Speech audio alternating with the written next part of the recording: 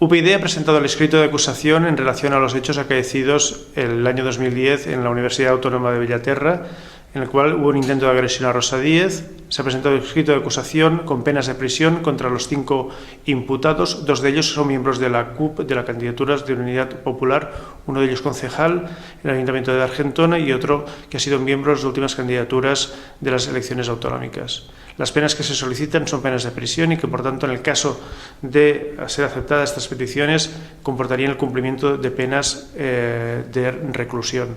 Es de resaltar que los delitos por los cuales vienen acusados son un delito de incitación al odio del artículo 510 del Código Penal, que es un artículo en cierta medida novedoso, en la medida en que hasta la fecha no se conoce que haya sido aplicado nunca como incitación contra grupos de carácter político, sí contra grupos o bien por razones de sexo o bien